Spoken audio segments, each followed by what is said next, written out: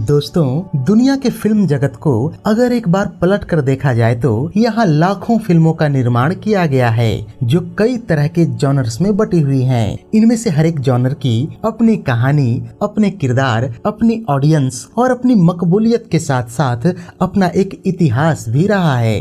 बात करें भारतीय सिनेमा की हॉरर फिल्मों की तो यहाँ अपनी एक अलग विरासत देखने को मिलती है जो कभी किताबों से प्रेरित रही तो कभी उसमें अपना रंग भी देखने को मिला।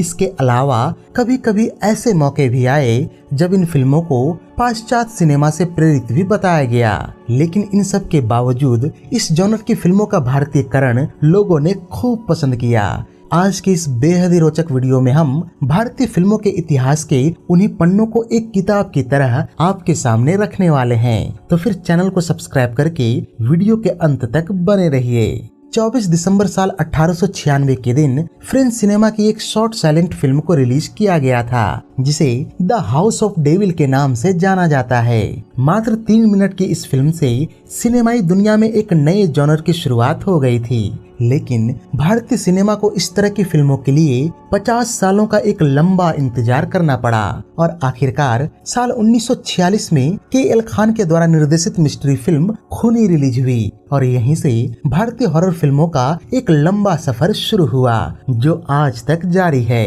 1946 में आई फिल्म खूनी ने भारतीय दर्शकों को कहीं न कहीं इस तरह की फिल्मों से रूबरू तो करवा दिया, लेकिन ये फिल्म बॉक्स ऑफिस पर उतनी सफलता दर्ज नहीं करवा पाई जितनी के.एल. खान को उम्मीद थी और इसी कारण अगले 3 सालों तक भारतीय फिल्म जगत में किसी भी हॉरर फिल्म का निर्माण नहीं किया गया। लेकिन इसी बीच अमरोहा से मुंबई आए कमाल अमरोही ने कुछ सालों तक सोहराब मोदी के साथ काम करने के बाद अपने डायरेक्शन डेब्यू के लिए एक बार फिर उस विषय को चुना जिसे उसकी पहली असफलता के बाद भारतीय सिनेमा ने भुला दिया था। कमाल अमरोही जब सोहराब मोदी की फिल्म पुकार के लिए डायलॉग राइटिंग कर रहे थे तो ठीक उन्हीं दिनों अशोक कुमार ने एक घटना के बारे में उन्हें बताया जो कि साल 1948 में किसी हिल स्टेशन पर फिल्म शूट करते हुए खुद अशोक कुमार के साथ घटित हुई थी। कमाल अमरोही ने उस घटना को एक कहानी में ढाला और इस तरह से फिल्म महल के निर्माण की शुरुआत हुई। अपनी पिछली 2 फिल्मों के फ्लॉप हो जाने के बावजूद बॉम्बे टॉकीज कई शर्तों के साथ इस फिल्म पर पैसा लगाने के लिए तैयार हुई थी, जिसके बाद 19 अक्टूबर 1949 को यह फिल्म बनकर रिलीज हुई। इस फिल्म को लेकर उस समय के कई सिनेमाई पंडितों की भविष्यवाणी थी कि यह फिल्म किसी भी तरह से सफल साबित नहीं होगी, पर उन सभी भविष्यवाणियों को बिल्कुल झूठा साबित करते हुए यह फिल्म न केवल हिट साबित हुई बल्कि उस साल की तीसरी सर्वाधिक कमाऊ फिल्म भी बनी। शानदार संगीत और एक कसी हुई कहानी पर आधारित इस फिल्म की जबरदस्त सफलता ने भारतीय सिनेमा में हॉरर फिल्मों के निर्माण के सारे दरवाजे खोल दिए। इसी फिल्म ने मधुबाला और लता मंगेशकर जैसे दिग्गज कलाकारों को पहली बार लोगों की नजरों में आने का मौका दिया। गौरतलब है कि खेमचंद प्रकाश की धुन पर लता मंगेशकर की आवाज में आएगा आने वाला गीत ने उस समय के हर संगीत प्रेमी को मंत्रमुग्ध कर दिया था। साथ ही इस फिल्म में महज 15 साल की मधुबाला के काम को अशोक कुमार से भी अधिक वाहवाहियां मिली थी। बहरहाल साल 1954 में बॉम्बे टॉकीज हमेशा के लिए बंद हो गया और इसी चलते फिल्म महल की सफलता के बाद भी भारतीय दर्शकों को अपनी अगली बड़ी हॉरर फिल्म देखने के लिए 12 सालों का लंबा इंतजार करना पड़ा, क्योंकि अब भी अधिकतर निर्माताओं का यही मानना था कि हिंदी सिनेमा इस जॉनर के लिए एक अच्छी खासी ऑडियंस अभी भी तैयार नहीं कर पाई है। खैर, आगे चलकर साल 1962 में हेमंत कुमार के प्रोडक्शन में बनी साइकोलॉजिकल थ्रिलर फिल्म 20 साल बाद ने इस धारणा को तोड़ने का काम किया और मजे की बात ये रही कि कमाल अमरोही की ही तरह इस फिल्म से भी बीरेन नाग ने अपना डायरेक्शन डेब्यू किया, जिसके लिए उन्हें बेस्ट डायरेक्टर का फिल्म फेयर नॉमिनेशन भी प्राप्त हुआ था। 1 जनवरी 1962 को सिनेमाघरों में प्रदर्शित हुई यह फिल्म उस साल बॉक्स ऑफिस पर सबसे बड़ी हिट फिल्म साबित हुई और यहाँ से सही मायनों में हिंदी सिनेमा का वो दौर शुरू हुआ जहाँ से अब लगातार हॉरर फिल्मों का डोज सिनेमा प्रेमियों को मिलने वाला था। बंगाली हिट थ्रिलर जिंघंस पर आधारित इस फिल्म में विश्वजीत, वहीदा रहमान, मदन पुरी और असित सेन ने काम किया था। इसके बाद भारतीय सिनेमा को साल 1964 में वो कौन थी जैसी अमर मिस्ट्री थ्रिलर फिल्म मिली। राज खोसला के निर्देशन में बनी इस फिल्म में मनोज कुमार और साधना मुख्य भूमिकाओं में नजर आए थे। साथ ही मदन मोहन ने इस फिल्म के लिए ऐसा संगीत तैयार किया था जिसकी दूसरी मिसाल मिलना मुश्किल है। इस फिल्म का गीत लग जा गले भारतीय सिनेमाई संगीत की सबसे बड़ी धरोहरों में शामिल है। गौरतलब है कि इस फिल्म के संगीत के लिए मदन मोहन जी को फिल्म फेयर अवार्ड नहीं मिलने वाली बात को आज भी संगीत के कई जानकार नाइंसाफी बताते हैं। इस फिल्म की कामयाबी के बाद राज खोसला ने साधना के साथ मिलकर अनीता और मेरा साया नाम से 2 और सस्पेंस थ्रिलर फिल्मों का निर्माण किया। 70 और 80 के दशक को हिंदी सिनेमा में शोले, दीवार और जंजीर जैसी कई फिल्मों और अमिताभ बच्चन, धर्मेंद्र तथा मिथुन चक्रवर्ती जैसे अभिनेताओं के चलते एक्शन फिल्मों के स्वर्णिम दौर के रूप में याद किया जाता है। लेकिन इस दौरान भी भारतीय सिनेमा को अपनी कुछ सबसे बड़ी हॉरर, थ्रिलर और सस्पेंस फिल्में मिली थी। इन्हीं दिनों अभिनेता जावेद खान ने फिल्म अपराधी कौन से भारतीय सिनेमा में कदम रखा और आगे चलकर चीख, खौफनाक महल और खूनी महल जैसी हॉरर फिल्मों के जरिए खुद को एक मंझे हुए अभिनेता के रूप में स्थापित किया था। बहरहाल 70 के दशक के मध्य में राजकुमार कोहली भारतीय सिनेमा की पहली हॉरर फैंटेसी फिल्म साल 1976 की नागिन लेकर आए और इसकी जबरदस्त सफलता को देखते हुए अगले 2 सालों के बाद उन्होंने जानी दुश्मन का निर्माण किया, जिसे क्रिटिक्स ने तो नकार दिया पर दर्शकों ने इसे खूब सराहा। सही मायनों में देखा जाए तो ये फिल्में हॉरर फिल्मों में हिंदी सिनेमा का मसाला मिलाकर पूर्णतः मनोरंजन के लिए तैयार की गई थी।